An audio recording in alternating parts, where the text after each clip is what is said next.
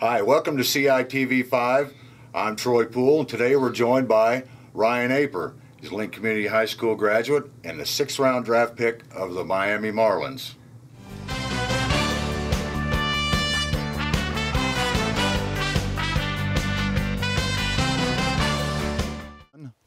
Ryan Aper, first thing, welcome home. Thank you very much. Feels good to be home, that's for sure. It's been a long time since I've been back, so feels good to be here. And you left first week of June, right? Yes, sir. First week of June, I went down to Jupiter, Florida, and got all my physicals and all that stuff out of the way, and then went up to New York. So I've been out of the state for quite a while. Batavia, New York, and then half the season there, and then the other half in the Gulf Coast League back down in Jupiter, right? Yes, sir. Started off in Batavia and was there for, I think, a little over a month, and then sent me down to Jupiter, Florida with the Gulf Coast League team. And we'll get back to that in a minute, but first we just want to start off where you began playing. Your first games were where? Out at Lennon Fink? My first games were, yeah, out at Lennon Fink Park here in town. That field right there in the middle of town, man, that's where it all started. I don't think I even played T-ball. I think I just went straight into pitching machine, and that's where all my memories come from, is over there and smacking the little rubber baseball around and chasing all around that place. So that's where it all started. And junior high was Chester East? Chester East Lincoln, yes, sir. Coach Ely had me there. I actually I got to go practice with the team in 5th grade, so I started a little bit earlier, and there were some people that weren't too happy about that. But Coach Ely let me come around and hang out with the team as a 5th grader, so that was a lot of fun then. And then Lincoln High School, and I'm sure you're still in touch with a lot of the guys you played with there, and your coaches there were? Yep, Coach Pat Hake, and then I had Andy McDonald, and then, along the way, Ryan Snow, Josh Baker, I'm trying to think who else, Coach Dietrich, I'm probably forgetting somebody. Coach Stolzenberg, Gary Stolzenberg was my coach there my freshman year. So yeah, a lot of baseball, notoriously known for baseball guys were my coaches there at high school. So I was blessed to have those guys there. And then after your high school career ended, you moved on to Lincoln Land Community College in Springfield. Why don't you tell the folks a little bit about the head coach there? I know you had a special relationship with him and the entire college experience. Yeah, my experience at Lincoln Land was awesome. Me and Coach Ron Riggle at Lincoln Land, we really hit it off from day one. It's not just me hitting it off with Bull. His nickname's Bull, so I'm probably going to refer to him as Bull. Everybody that goes there has a good relationship with Bull. It's more than just a coach-player. It's a friendship that you build with him off the field. And he trusts his guys, but you have to earn his trust. And once you earn his trust and show him that you're there to work, it's a great time. He's not going to do anything to make anything miserable for you. He's only going to do everything to make it as good as possible, and he's going to make it a good experience and a good 2 years of baseball. So a lot of credit for my success goes to Bull. He went above and beyond for me with the college exposure for the 4-year stuff. He went above and beyond for me there. So he got me the exposure that I needed and sent all the stats and all the emails and everything like that. So yeah, absolutely hats off to him, and I'm very appreciative of what he did for me. And also, the other coaches there, Justin Knadler, spent some time playing pro ball, so that was good to have a guy there that had been through the process and saw what the minor leagues was like and the draft process and how stressful that was. And then even the assistant coach, Danny McGee, he did a lot for me as well. He's kind of a hard-nosed guy, so he never lets you get too high or too low. He's just kind of always there to keep you even-keeled, and so you kind of always need a guy like that around. So that was my 2 years there were great. I loved every second of it. I would tell any baseball player around here that'd be a school to look at. A lot of people overlook the junior college scene, but it got me drafted. So I'll tell anybody, I swore by it from day one, that it's a good place to go start your career. You're going to go play for 2 years, and then you're going to get the exposure you need. And Bull's going to do the same he did for me for everybody. He's going to try to get you looks, and there's a school out there for everybody to play baseball. And so that's what Bull does a really good job of, is finding the school for you and finding their needs and saying, look, hey, I got a guy here, lefty pitcher, I got a first baseman, I got whatever it may be.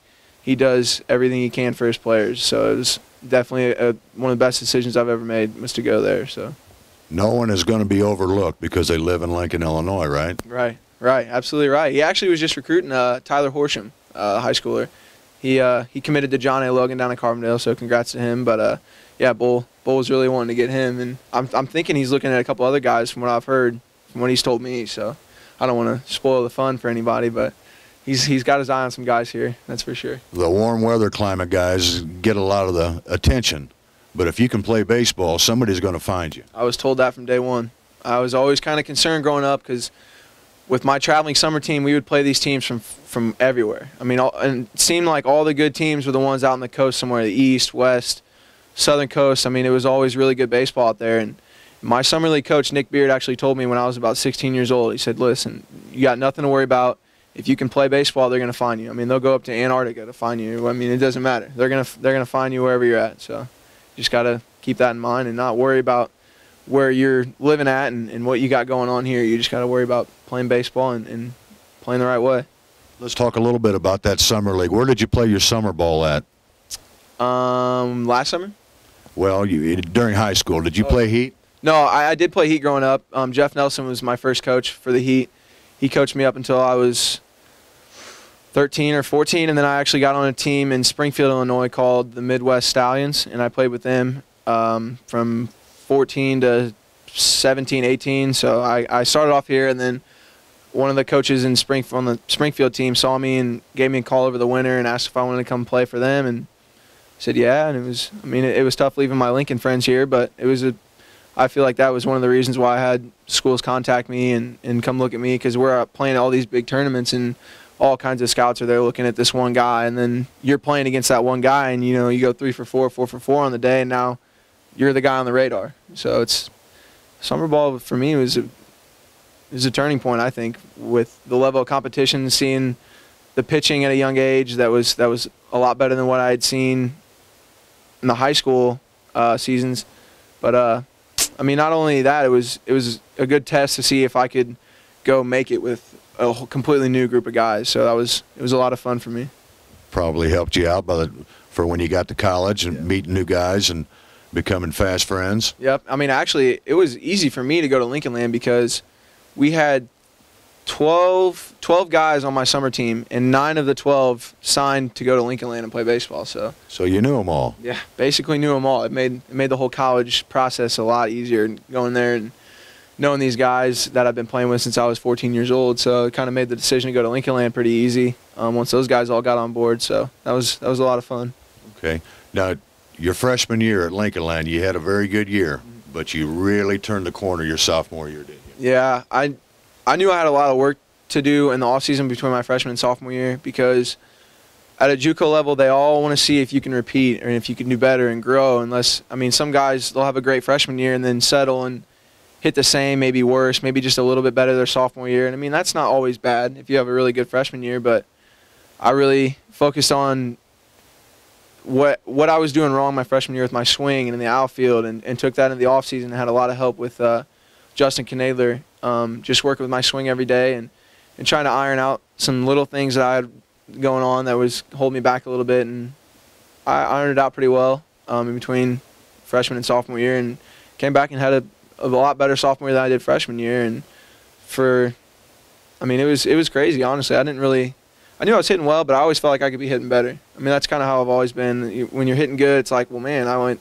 2 for 4 today. I feel like I probably should have had 4 hits. So that's kind of what always kept me going, was never settling for the 2 for 4 day or the 1 for 4 day. So. And that's the way a hitter's got to look at it, isn't it? Yeah, you just got to keep swinging. At what point during your sophomore year did you have a pretty good idea, I think I got a good shot at getting drafted? Not until draft day. Honestly, I tried to keep that as far back in my mind as I possibly could, because I knew if I just kept thinking about it, like, man, I hope I get drafted, it was just going to affect my play. And I actually, our trip to Florida, which is our big opening for the year, I had a scout come watch me at University of Tampa when we played them, and that's when it really hit me, was that that was the first time I had a scout come watch me, and it was an undescribable feeling having a professional scout there sitting for you. But I kind of let it get to my head a little bit and was trying to press and do everything so perfectly, and I had a terrible day, just an awful day. And after that day, I kind of sat back and it was just like, man, that's not the way I got to play. If these guys are going to be here, that's just only going to chase them off. Because, it's something they can obviously see, me chasing pitches out of the zone and just trying to win the game with one swing in the first inning. It's not possible. So I just kind of had to take it slowly and day by day and just worry about playing baseball first and foremost, and then the phone calls and the questionnaires and all that stuff came later after everything was all said and done. So it's probably hard to keep it out of your mind. You've got the scouts there every day and they're talking to you. Coaches talking to you, teammates talking to you. They're reminding you of this every day. Yeah, I wanted to be as level-headed about it as I possibly could be. So we had a couple guys on the team when one game stood out in my mind the most was we had probably 6 scouts there, and the guys were kind of joking with me about it before the game, and I actually kind of got a little mad about it because I was like, man, I'm trying as hard as I can to kind of make this seem as small as I can possibly make it seem, and these guys are joking with me, and I'm like, you guys got to stop. So I kind of got on about that a little bit. I mean, obviously I wasn't too mad about it, but it was kind of funny how they were just messing with me about it. So we're going to talk to your dad here in a little bit, but I want to get your impressions of the pre-draft workouts that you and your dad got to go to. I know that you were very impressed by some of those trips. Yeah, I mean, the whole pre-draft workout was just something so new to me. I mean, it wasn't like any camp or showcase that I've went to, because it's not for a college where you can pick. You know, it's kind of,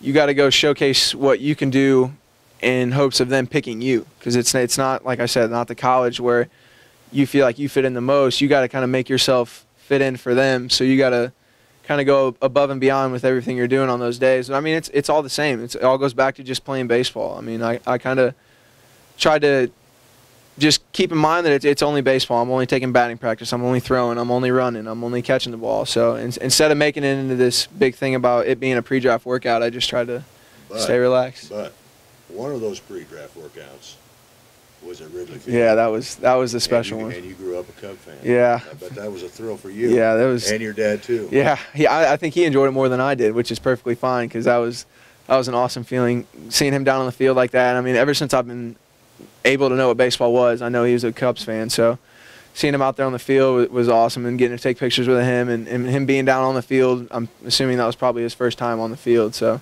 that was a good day. That's one I'll definitely never forget. We tease him in the neighborhood about being a Marlins fan now. Now we tell him there's 3 less Cub fans in the neighborhood. That's good. That's all I can hope for is